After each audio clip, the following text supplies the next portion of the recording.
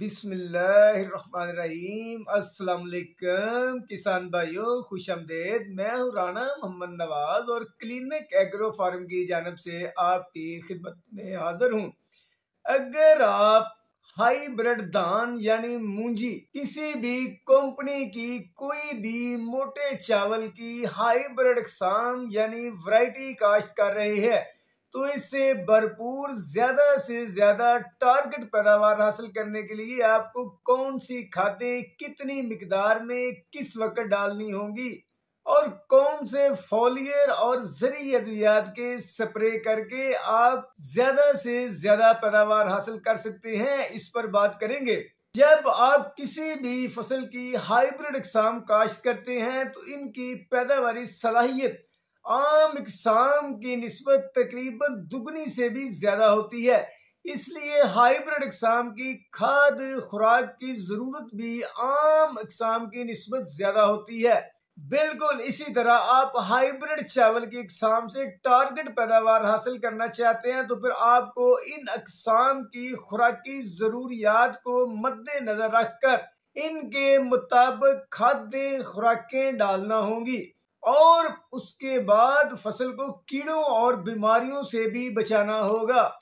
अगर आप एक औसत दर्जे की जरखेज जमीन पर हाइब्रिड धान यानी मोटे चावल की फसल काश्त कर रहे हैं तो फी एकड़ 1.5 से 2 बोरी डीएपी खाद, 1 बोरी एसओपी या एमओपी खाद, 3 बोरी यूरिया खाद, 6 kilo zinc sulphate, 2 kilo sulphur, इसके अलावा बोरान और पोटाशियम नाइट्रेट और फंजीसाइड जरिए अद्वियात के भी स्प्रे करना होंगे और इसके अलावा दानेदार जहरें भी डालना होंगी। अगर आप 130 मन तक पैदावार हासिल करना चाहते हैं तो ये खादे पौधे की जरूरत के मुताबिक इस तरह किस्तवार डालते जाएं। खाद की पहली किस्त जब लाभ को खेत के अंदर मुंतकिल किए हुए 5, 6, 7 दिन हो जाए तो जितनी भी आपने डीएपी खाद डालना चाहते हैं यानी कि 1 बोरी, 2 बोरी या 1.5 बोरी, वो तमाम की तमाम खाद और आधी बोरी एसओपी खाद या एमओपी खाद मिलाकर छटा कर दे। खाद की दूसरी किस्त पनीरी को शिफ्ट किए हुए जब 12 से 14 दिन हो जाए तो 1 बोरी यूरिया खाद की और 6 किलोग्राम जिंक सल्फेट 33% वाला छटा कर दे। खाद की तीसरी किस्त जब फसल को शिफ्ट किए हुए 22 से 24 दिन हो जाए तो आधी बोरी यूरिया खाद की और 2 किलोग्राम सल्फर खाद में मिलाकर छटा कर दे। खाद की चौथी किस्त जब फसल की उम्र 28 से 30 दिन की हो जाए तो आधी बोरी यूरिया खाद डाले।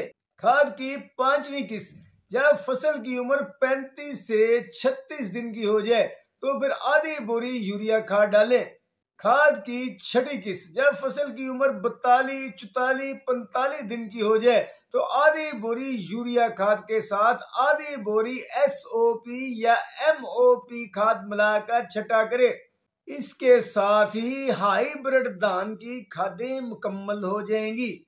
जब धान यानी मूंजी की फसल गोप पर आ जाए तो बुरान का स्प्रे जरूर करें क्योंकि इस वक्त फसल के अंदर पॉलिनेशन का अमल बहुत तेज हो रहा होता है।